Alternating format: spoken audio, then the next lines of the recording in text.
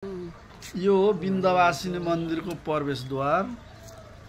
यहाँबाट अलिकति अगाडि गएपछि अलिकति सिडी चढेर उकालो उक्लिनुपर्छ। अनि त्यसपछि हामी विन्ध्यवासिनी मन्दिर परिसरमा पुग्छौँ। छेउमा जुत्ता चप्पल खोल्ने, त्यसपछि मन्दिर परिसरमा जाने। मन्दिरको दर्शन गर्नलाई मान्छेहरू प्रायः जसो भिड्ने हुन्छ।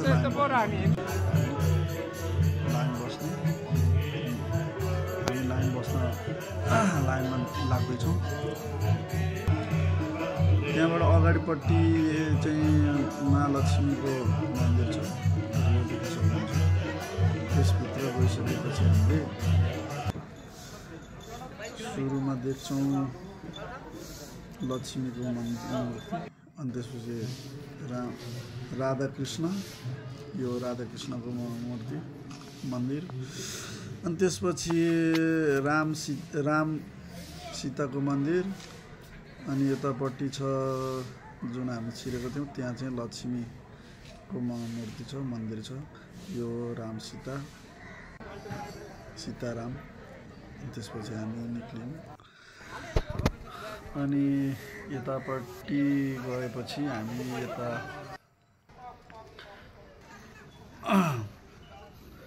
शिवको मन्दिरमा जान्छौँ। यतापट्टि शिवको मन्दिर, यहाँनिर परेवाला दाना दिने ठाउँ छ, तपाईँहरू त्यहाँ दाना दिन सक्नुहुन्छ। अनि यो हो शिवजीको मन्दिर, जय शम्भु। यहाँभित्र शिव मन्दिर छ।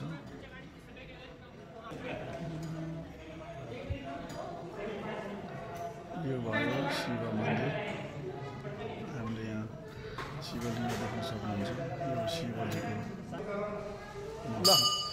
यतापट्टि चाहिँ 33 कोटी देवताहरू छ। अब हामी धुप बाल्न लागेका छौँ। यो हो विन्ध्यवासिनीको मन्दिर परिसरमा धुप बाल्दै। पोखरा आएपछि घुम्न एकदम नछुटाउने ठाउँ हो यो विन्ध्यवासिनी मन्दिर। अनि यहाँबाट माथि गएपछि एउटा भ्यू टावर जस्तो छ, त्यहाँबाट हामीले रमणीय दृश्यहरू देख्न सक्छौँ।